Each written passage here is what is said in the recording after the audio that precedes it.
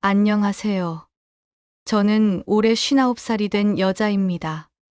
저는 30년 전 29살에 지인의 소개로 남편을 만났어요. 소개팅 자리에서 만난 남편의 첫 인상은 그렇게 나쁘지 않았어요. 외적으로도 멋있었고, 안정적인 직장도 있었고, 믿음직스러운 사람 같았거든요. 다만 한 가지, 성격이 좀 특이했어요.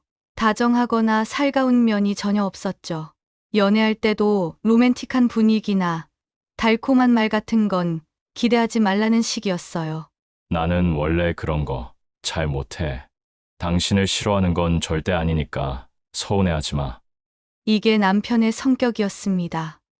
솔직히 처음에는 좀 서운했어요. 다른 친구들이 남자친구랑 데이트하면서 받는 꽃다발이나 편지, 깜짝 이벤트, 이런 걸 보면 부러웠거든요. 하지만 그래도 그가 성실하고 무엇보다 저를 속이거나 다른 여자에게 눈길을 주는 사람은 아니었기에 믿고 만날 수 있었죠. 그렇게 2년 정도 연애를 하고 결혼을 했습니다. 여전히 남편은 말로는 표현을 잘 안 했지만 행동으로 가정을 생각한다는 게 느껴졌어요. 첫째 아이가 태어나고 밤에 우는 아이 때문에 힘들어하는 저를 보고 내가 할게. 좀 쉬어. 라며 하루 종일 일하고 와서 힘들 텐데도 아이를 봐주었어요. 항상 성실하게 일하면서 가정에도 최선을 다하는 남편에게 정말 고마웠어요. 그렇게 남편과 몇십 년을 잘 살았는데 몇 년 전부터 남편이 변하기 시작했어요. 정확히는 제가 50대에 접어들면서부터였죠. 아이들도 다 대학생이 되고 저도 좀 자유로워진 시기였는데 남편의 태도가 급격히 달라지기 시작했습니다. 처음에는 사소한 것부터였어요. 당신 요즘 엄청 나이 들어 보여. 살이 왜 이렇게 쪘냐? 이런 식으로 제 외모에 대해 지적하기 시작하더라고요. 처음엔 그냥 넘겼는데 갈수록 점점 심해졌어요. 너도 관리 좀 해. 요즘 나이 있는 사람들도 다들 관리하고 살던데 너는 왜 그러냐? 라는 말을 하기 시작했어요. 그리고 더 충격적인 건 너는 예전부터 여자로서 있는 매력이라고는 아무것도 없어. 나니까 참고 살아주는 거야. 라며 말했습니다. 그 말을 듣는 순간 머리가 하얘졌어요. 30년 동안 남편의 아내로 살면서 아이들을 낳고 키우고 집안일도 하고 남편이 일에만 집중할 수 있도록 뒷바라지해왔는데 이제 와서 매력이 없다고요? 참고 살아준다고요? 더 화가 났던 건 자꾸 회사에 있는 젊은 직원들 이야기를 하면서 저와 비교하는 거였어요. 우리 회사에 새로 들어온 대리가 있는데 정말 관리를 잘해. 피부도 좋고 몸매도 좋고 젊은 사람들도 열심히 관리하면서 사는데 너는 왜 아무것도 안 하냐? 요즘 40대, 50대 여자들도 다 관리하고 사는데 너는 왜 그러냐? 같이 다니기 창피하다. 이런 말들을 들을 때마다 가슴이 미어졌어요. 저도 나이가 들면서 예전 같지 않다는 것을 항상 느껴요. 얼굴에 주름도 늘어가고 살도 찌고 예전만큼 탄력 있지도 않죠. 두 아이를 낳고 키우면서 제 몸이 얼마나 망가졌는지 알면서도 그런 말을 하는 남편이 정말 미웠습니다. 저는 용기를 내서 남편과 진지한 대화를 해보기로 했어요. 사실 그동안 이런 이야기를 하면 남편이 화를 낼까봐 무서웠거든요. 하지만 이대로는 안 되겠다 싶어서 조심스럽게 이야기했어요. 여보, 나도 점점 늙어가는 내 모습 보면 속상하고 스트레스 받아. 나이가 들면서 예전 같지 않은 건 나도 알고 있어. 그런데 당신까지 그렇게 이야기하니까 너무 속상해. 우리 30년 가까이를 같이 살았잖아. 그동안 내가 어떻게 살았는지도 알고 있고. 앞으로 조금만 조심해서 말해주면 안 될까? 정말 간절한 마음으로 조심스럽게 말했어요. 싸우고 싶은 게 아니라 진짜 마음을 전하고 싶었거든요. 그런데 남편의 반응은 정말 충격적이었어요. 비웃으면서 말하더라고요. 난 사실을 말한 건데 뭐가 속상하고 뭐가 너무하다는 거야? 너도 늙어가는 줄 알면 관리를 하라니까. 나는 너를 위해서 하는 말인데 왜 그걸 못 알아듣지? 너를 위해서 라는 말이 가장 화가 났어요. 누가 봐도 저를 깎아내리고 상처 주려는 말인데 그걸 너를 위해서라고 포장하다니요. 결국 그날도 상처만 받고 대화가 끝났어요.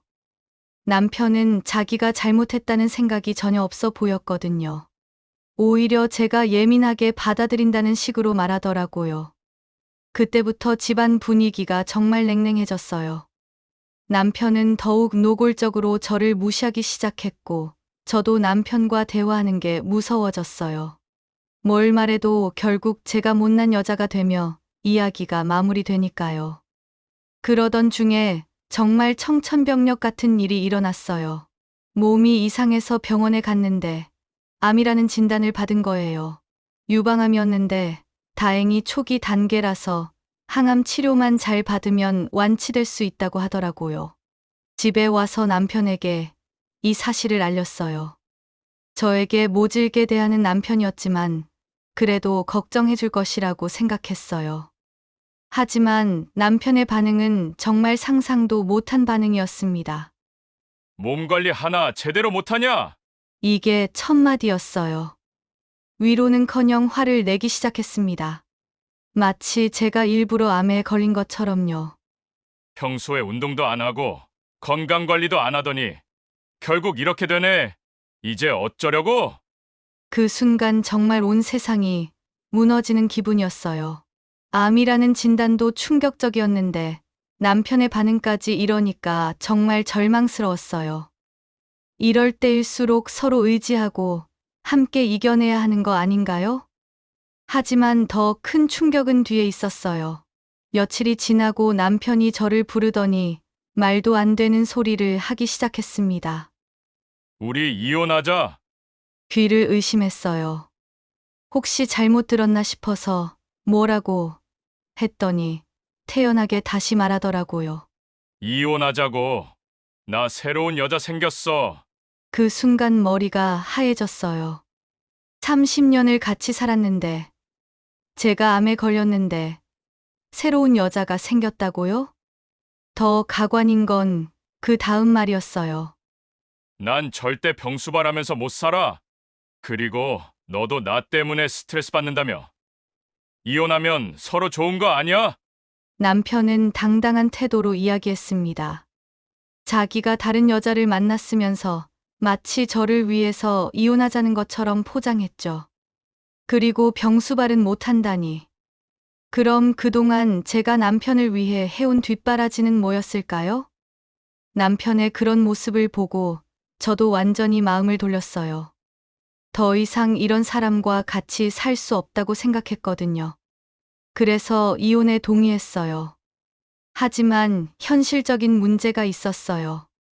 집이 남편 명의로 되어 있었거든요.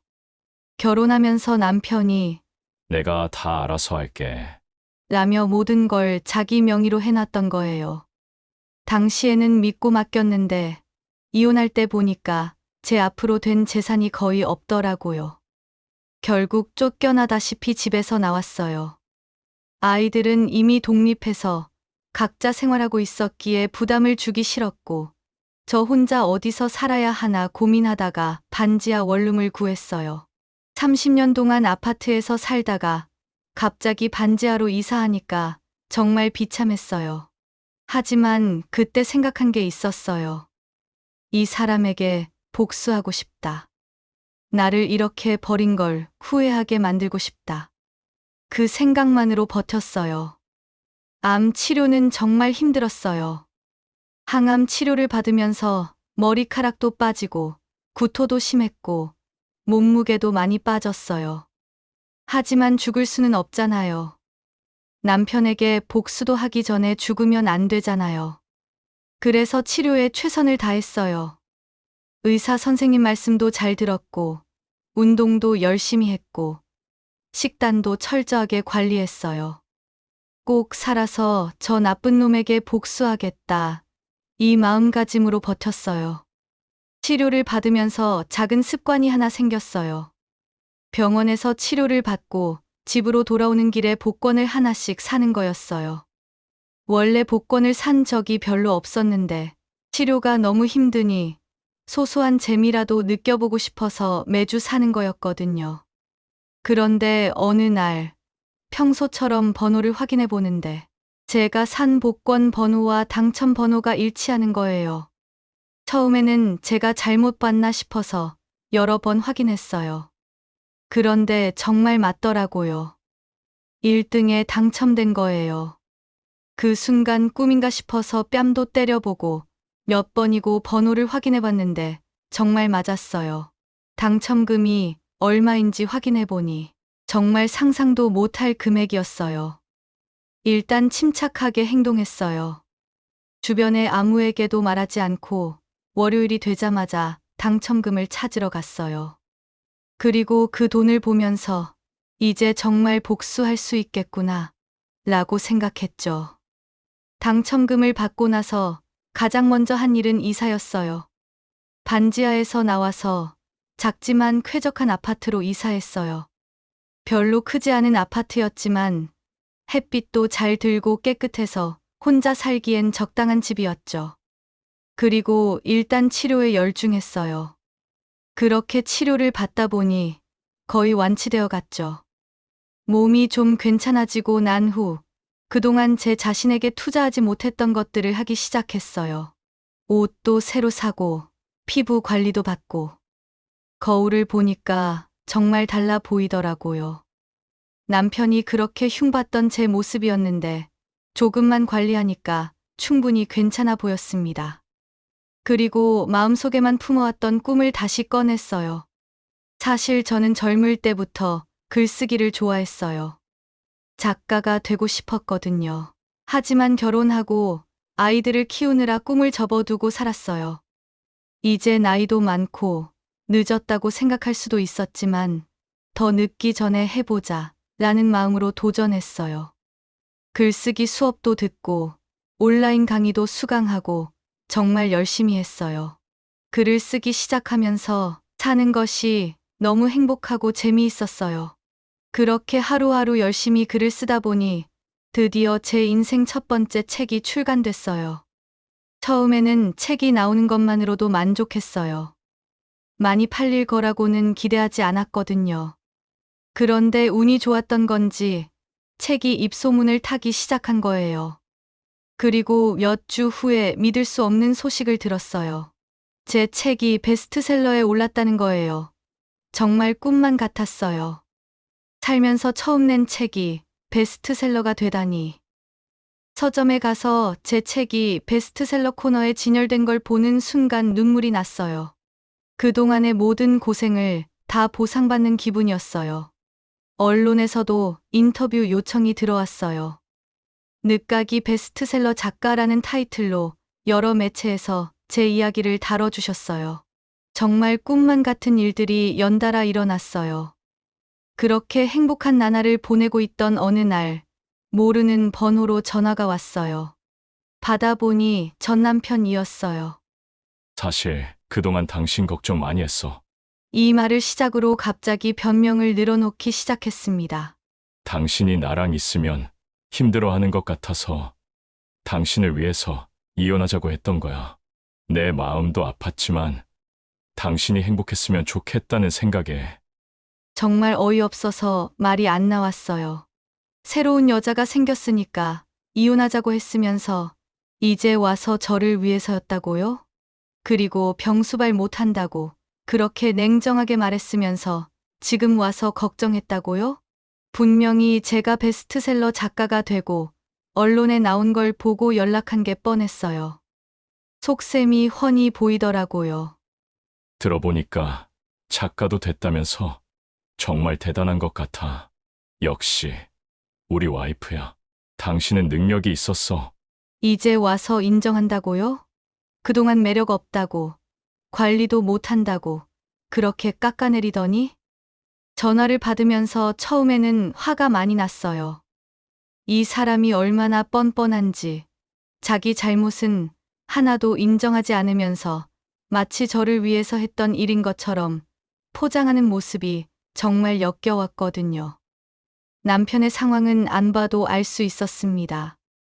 분명히 새로운 여자와 함께 행복할 줄 알았는데 생각만큼 잘 안 풀렸을 거예요. 그리고 제가 성공하는 모습을 보면서 후회가 되기 시작한 거죠. 그 여자랑 잘 안 됐나 보네.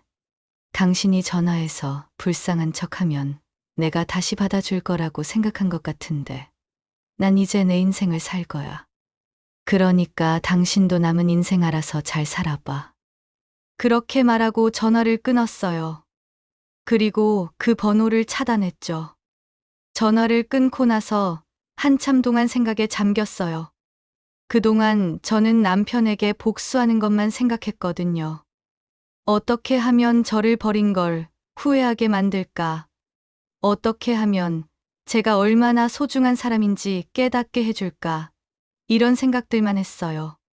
그런데 막상 전 남편에게 전화가 오고 후회하는 모습을 보니까 아무런 감정도 들지 않았습니다.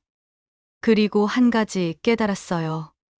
진짜 복수는 그 사람을 혼내주는 게 아니라 내가 행복해지는 거였어요. 내 삶을 사랑하고 내 능력을 인정받고 내가 원하는 것을 이루는 것이 최고의 복수였던 거예요. 예전에 저는 남편에게 의존적이었고 남편의 인정을 받기 위해 살았어요. 남편이 화를 내면 제 잘못이 아니어도 잘못했다고 했고 남편이 저를 비난하면 정말 그런 줄 알았어요. 그런데 이제는 달라요. 다른 사람이 뭐라고 하든 제가 제 인생의 주인이라는 걸 알게 됐어요. 저는 이제 제 인생의 2막을 살고 있어요. 앞으로도 하고 싶은 게 정말 많아요. 새로운 책도 쓰고, 더 많은 사람들을 만나고, 가보고 싶은 곳도 다 가보고, 그동안 하지 못했던 것들을 하면서 살아보려고 합니다. 제 이야기를 들어주셔서 정말 감사합니다.